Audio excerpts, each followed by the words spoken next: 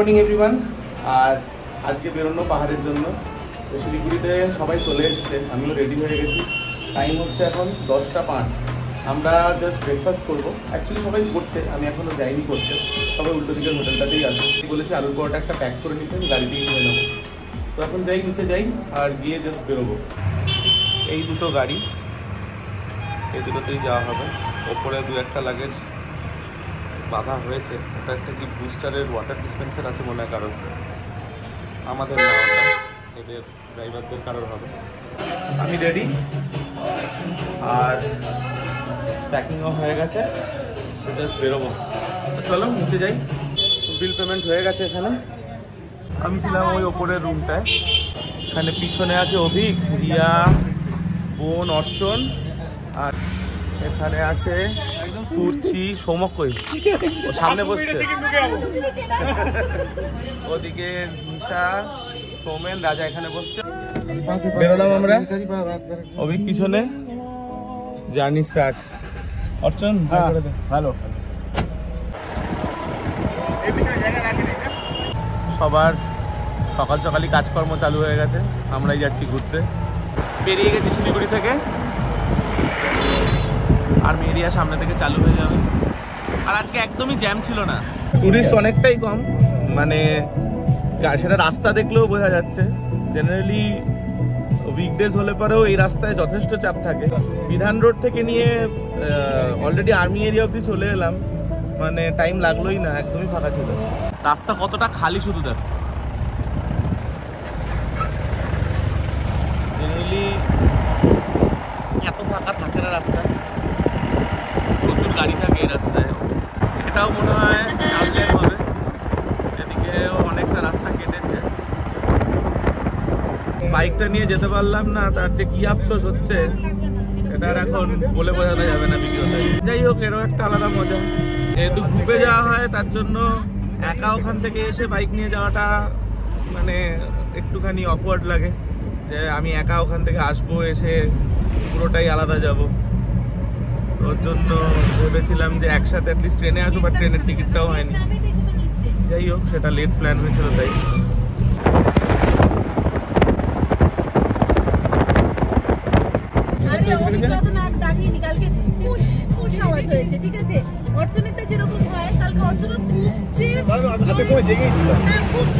কিন্তু পাশের দুখানা লোক যে বাজিয়েছে না কালকে অর্কেস্ট্রা, আর পাশের মেয়েটা শুধু করেই যাচ্ছে।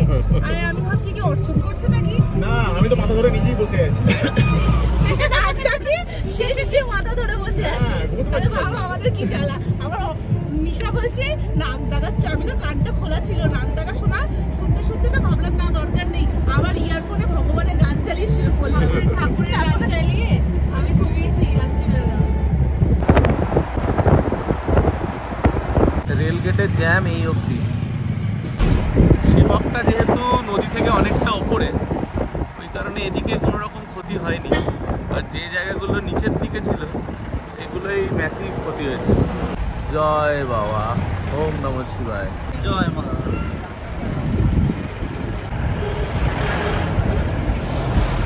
পুরো তিস্তাটায় আজকে যে অবস্থা, তার জন্য দায়ী হচ্ছে NHPC। জায়গায় জায়গায় এরকম ধস নেমেছে, অনেক জায়গায়। এগুলোর তো এখনো কাজ চলছে। ওই হাইট অব্দি জল হয়েছে। এইখানে তো আমার রাস্তার উপর দিয়ে গেছে, এই জায়গাটায়। এইখানে রাস্তার উপর দিয়ে বাঁধগুলো বেঁচে আছে এই অনেক।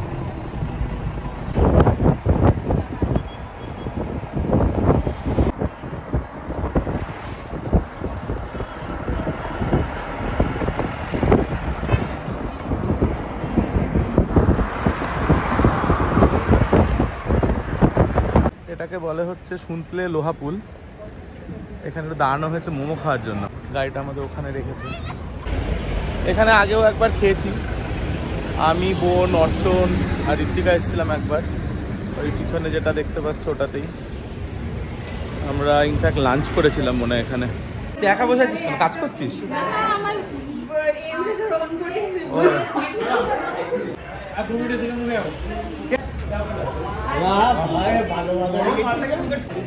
কমপ্লিট করে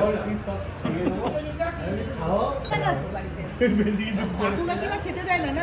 খুব সুন্দর এই জায়গাটা, খুব শিগগির দেখা হচ্ছে আবার না? ঠিক আছে, আর 2 মিনিটে শিখিয়ে দেখা হচ্ছে খুব তাড়াতাড়ি। বুঝলি সোমেন, তাও তাড়াতাড়ি দেখা হচ্ছে। হয়ে গেছে এখানে আমাদের মোমো খাওয়া, এবার বেরোচ্ছি। আজকে আমাদের ফার্স্টে হচ্ছে মানকিন, তাই তো? মানকিন তো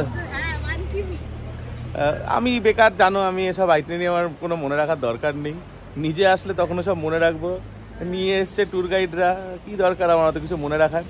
তো ফার্স্টে আমাদের হচ্ছে মানকিন। বলে দে মানকিনে কোথায় থাকবো আমরা? জ্যামিয়াং রিট্রিট মানকিনে থাকবো গিয়ে এখন আমরা। তো এখান থেকে বেরোনো হচ্ছে, আর আপাতত কোথাও দাঁড়ানোর নেই, মোমো খাওয়া হয়ে গেছে। সোজা এখন যাওয়া হবে যেখানে হোমস্টে নেওয়া হয়েছে। এটা হোমস্টে না কোনো অন্য কিছু? Homestay, homestay. হ্যাঁ কি কি কি কি কি? It's a homestay but looks like a hotel. Okay. बहुत नया property. अच्छा, হোটেল রূপী হোমস্টে।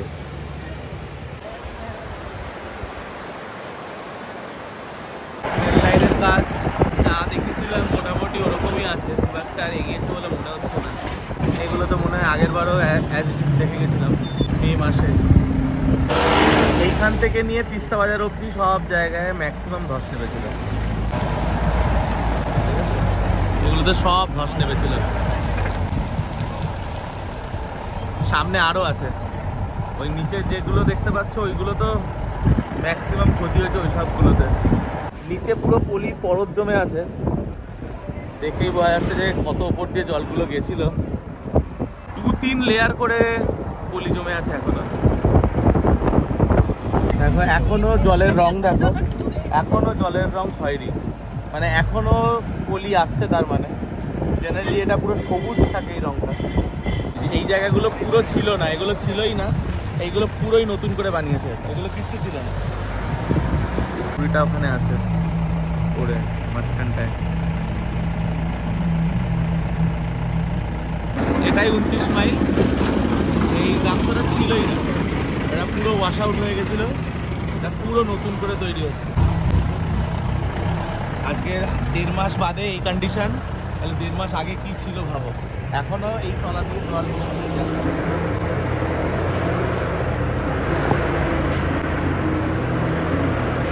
জল এই অবধি উঠে এসেছিল, ওই দেখো বাড়িগুলো এখনো তলায় ঢুকে আছে।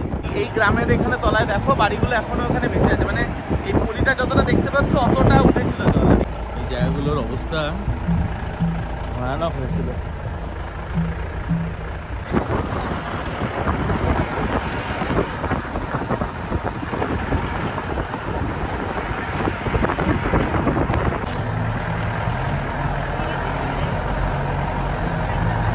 আমরা তিস্তা বাজার পৌঁছচ্ছি। এইগুলো তো ভয়ানক হয়েছিল, এদিকে কত মানুষ এখানে মারা গেছে তার কোনো হিসেবই নেই। এটা হচ্ছে পেশাব রোডটা,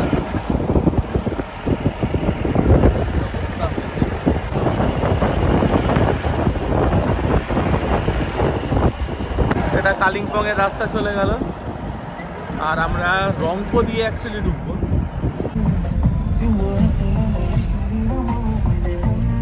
এখানে অতটা ক্ষতি হয়নি যা দেখে বোঝা যাচ্ছে,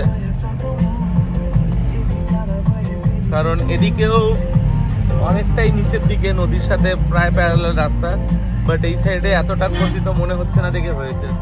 আমরা রংপুর পৌঁছে গেছি, হচ্ছে সোয়া 2টো।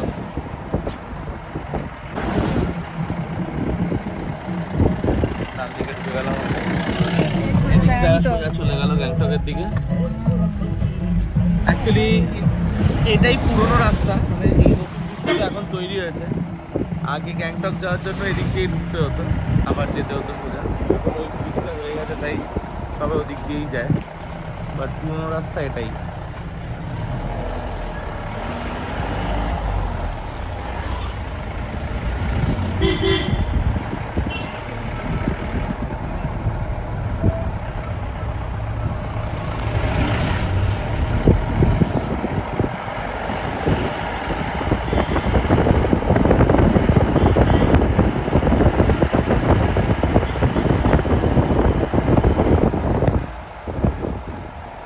আগে ওখানে পারমিশন দেখতো আগে।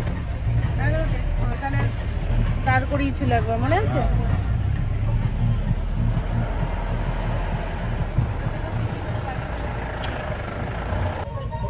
এই বাদিকে আগে গ্যাংটক এই দিক দিয়ে যেত, আর আমরা এই ডান দিকে যাব। এটা সিল্ক রুটের দিকে চলে গেল, আর এটা গ্যাংটকের দিকে চলে গেল, মানে এটা সিংথামের দিকে গেল। ট্রেন লাইন হবে ওপর দিয়ে সিংথাম অব্দি।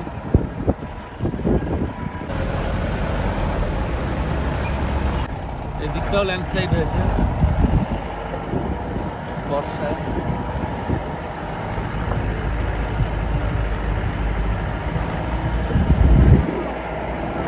জ্যাম, কোথাও রাস্তা হচ্ছে এখানে, পুরো দাঁড়িয়ে গেছি আমরা। এখানে কতক্ষণ লাগবে সেটাই হচ্ছে ব্যাপার। অলরেডি 2:45 বাজে। একটু আগে দেখাচ্ছিল এখান থেকে আরো 1 ঘন্টা। এবার জ্যামের জন্য সেটা 2 ঘন্টা না 2.5 ঘন্টা না 3 ঘন্টা লাগবে, সেটাই এখন দেখার বিষয়। 8 ঘন্টার বেশি দাঁড়িয়েছিলাম এখানে এক জায়গায়। ইনফ্যাক্ট বাইক স্কুটারগুলোও আটকে ছিল, এরাও বেরোতে পারছিল না। সব 8 ঘন্টা ধরে দাঁড়িয়েছিল একই জায়গায়, 8 ঘন্টার বেশি হবে। এইখানে কাজটা হচ্ছে বলে মনে হয় জ্যামটা ছিল। কিছু রাখতে হবে সামনে, নতুন করে বানাচ্ছে মনে হয় স্ল্যাবটা। এই জেসিবিটাই কাজ করছিল, ওর জন্য বলে জেসিবিটাকে। বাবা, এত পিছনেও তাই অবস্থা দেখ রাস্তার।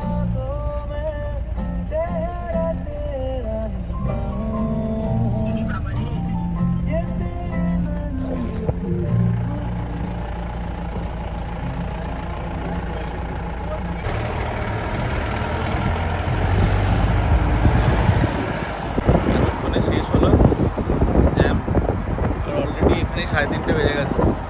এখান থেকে আরো 1 ঘন্টা আমাদের পৌঁছতে লাগবে। আবার জ্যাম, কতক্ষণ লাগবে ভগবান জানে। পুরো সামনে পুরো আটকে আছে। যেখানে দাঁড়ালো সে তো আগের থেকেও মানে খারাপ জায়গা, মানে পুরো ধুলোয় ধুলো। এর থেকে অ্যাটলিস্ট ওখানে ধুলো কম ছিল, পুরো ধুলো ভর্তি।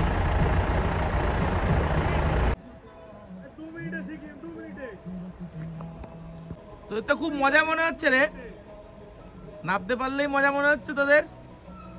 তো উল্টো দিকের গাড়ি এখন আসছে, বাট এদিকেরটা কতটা সেটা তো বুঝতে পারছি না।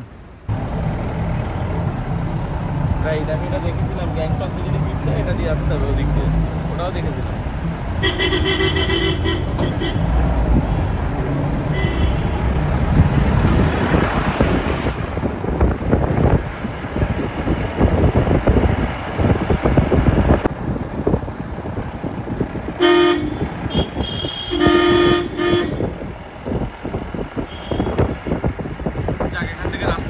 ভালো রাস্তাটা দেখেও সবার ভালো লাগছে যে এবার আর দাঁড়াতে হবে না।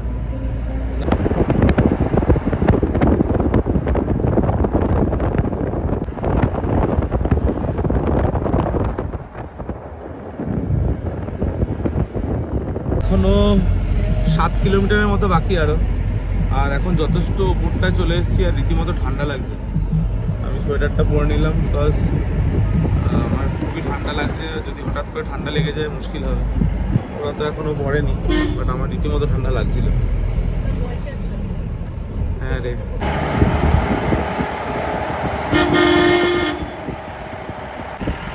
আমরা অলমোস্ট পৌঁছে গেছি। এখান থেকে আর 4 কিলোমিটার।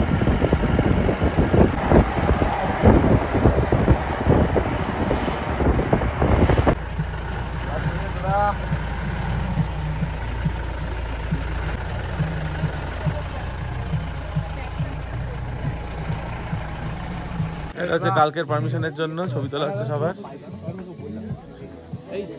এটা হচ্ছে হোটেলটা যেখানে আমরা থাকবো, হোমস্টে হোটেল যাই বলবে। এটা হচ্ছে হোটেল। লাগেজগুলো নামিয়ে নিচ্ছি। এটা হচ্ছে হোটেলের এন্ট্রেন্সটা, বেশ ভালো, বেশ বড়।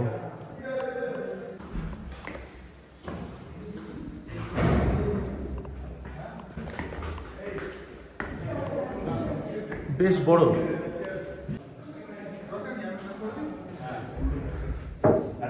রুমটা আমার আর রাজার বেশ ভালো। ওয়াশরুম বেশ বড়। নিচে যাই, খাবার খাবো। কি খাই সেটা তোমাদের দেখাচ্ছি। লাঞ্চ তো আর না, 5টা বাজে। লাঞ্চ আর ডিনারের মাঝখানে কিছু একটা সাপার। বোনদের ঘর, এটা থেকে পুরো এই সাইডের ভিউটা আছে। বাহ, আমরা এর উপর ফ্লোরটায় আছি, এটা গ্রাউন্ড ফ্লোরটা, যেখান থেকে ঢুকলাম রিসেপশন। আর এর নিচে হচ্ছে ডাইনিং এরিয়া। এটা মনে হয় কিচেন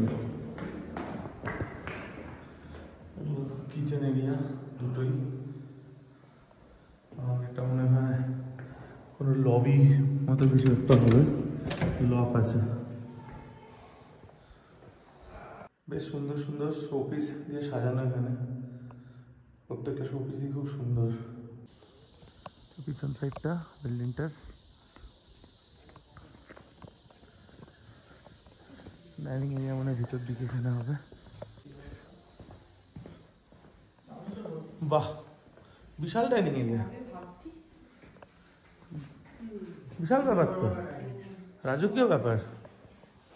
খাবার সার্ভ করে দিয়েছে। প্রথমে এসছে রাইস, আর এটা মনে হয় আলু ভাজা, এটা ডাল, এটা হচ্ছে ডিম। ওরা এখানকার লোকাল ঘি দিল, এটা আলাদাই টেস্ট, আলাদাই খেতে। আহা হা, অমৃত।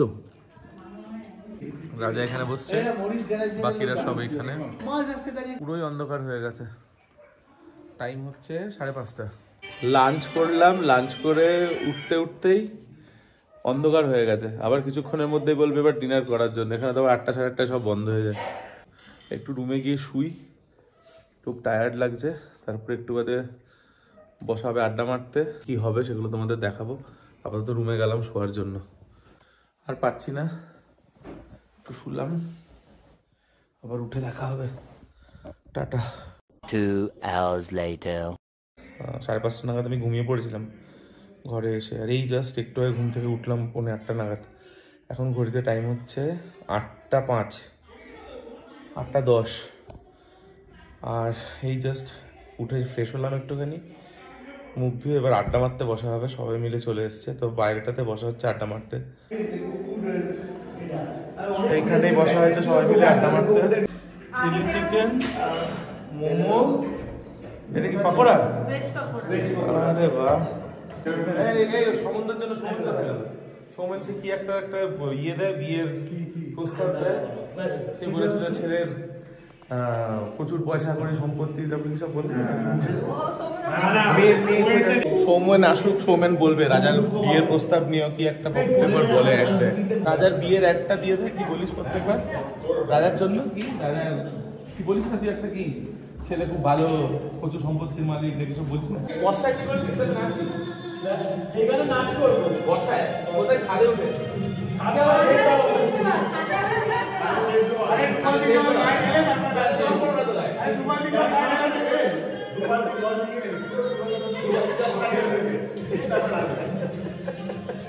নতুন মেম্বার আসছে এখানে, পার্টি জয়েন করেছে আমাদের। Chicken খাওয়াচ্ছু, chicken খাওয়াচ্ছু। ওর রানী, ওর নাম খাওয়াচ্ছু বাবা। ও তো বাংলা বললে বুঝবে না, ওর জন্য আমরা ওকে নেপালিতে বলছি, যতটা নেপালি আমরা বলতে পারি। আউনছু খাউনছু, আউনছু আউনছু আউনছু বেটি, আউনছু আউনছু আউনছু। আচ্ছা, ওর ঘরে খাটে শোয়া হয়ে গেছে, মানে কাদর করে খাইয়েছিস? আমি কোথায় খাইয়েছি? এই খাইয়েছে লাগাতে চিকেন নিয়েছে না ওখানে। রাজার খাটের মুখ চুপ, এই খাটে আমি আছি, বুঝলি মানে? এই রাজার খাটের মুখ চুপ। ও টেনশনে পড়ে গেছে এবার, ও বুঝতে পারছে না কি করবে। খুব মিষ্টি, নাম হচ্ছে রানী নাকি? খুব আদর যত্নে আমাদের মধ্যে। এই জন্য মাংসের থেকে হাত খেতে বেশি পছন্দ করছে। তখন অনেকবার ছুকেও মাংসটা খাচ্ছিল না, এখন হাতটা একদম মহিলাটা, এর পুরুষ হচ্ছে এইটা। সবাই নিচে হাঁটতে গেছে, আমি আর যাইনি। রিয়া আর অভিক ওখানে, ওরা দুজনে ওখানে হাঁটছে। আর ওদিকে দেখো দূরে আলোগুলো জ্বলছে সব, এইটাই সব থেকে ভালো লাগে পাহাড়ের। উল্টো সাইডটা হচ্ছে কালিম্পং এর দিকটা।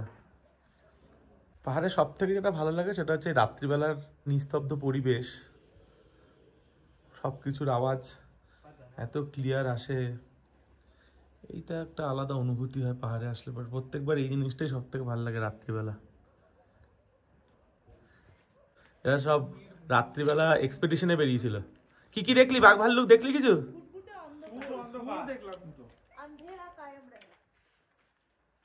আমরা যেহেতু অনেক লেট লাঞ্চ করেছিলাম, লাঞ্চ তো না, ওটা ইভিনিং স্ন্যাক্স যেরকম হয় ওরকম ইভিনিং লাঞ্চ ছিল, ওটা সাপার।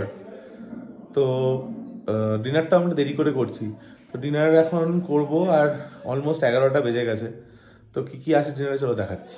ডিনারে রাইস আছে, এটা দুজন তিনজনের, এটা চিকেন, এটা আলুর দম, এখনো গরম আছে। এটা হচ্ছে বোনের বার্থডে কেক, আজকে মুটকির জন্মদিন।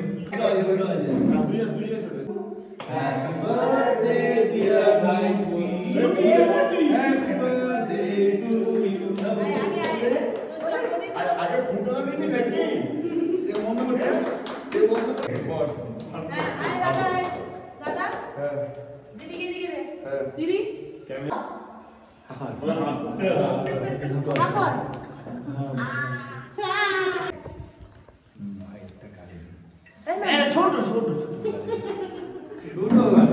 আরে বাবা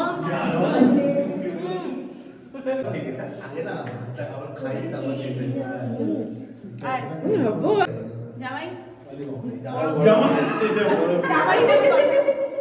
এনে দিদির তরফ থেকে, এটা দিদির গিফট। দিদি, ও দিদি, মমতা ব্যানার্জি খাও, দিয়ে দিয়েছি। সোনিয়া গান্ধী তাহলে অ্যাকচুয়ালি ডিনারটা একটু আগেই হয়ে গেছিলো আর বার্থডে সেলিব্রেশনটা একটু বাদে করা হলো। এখন সব কমপ্লিট আর এখন ঘুমোনো, বিকজ কালকে তাড়াতাড়ি উঠতে হবে, বিকজ কালকে জুলুক যাওয়া। তো আজকের জন্য এখানেই শেষ, কালকে আবার কি করছি তোমাদের দেখাবো। যদি ভালো লাগে প্লিজ লাইক করো, শেয়ার করো আর চ্যানেলটাকে পারলে সাবস্ক্রাইব করো। So good night, bye, tata. আমি বাউন্ডুলে ঘুরি, যে আমাকে বাসবে ভালো তার আকাশেই উড়ি।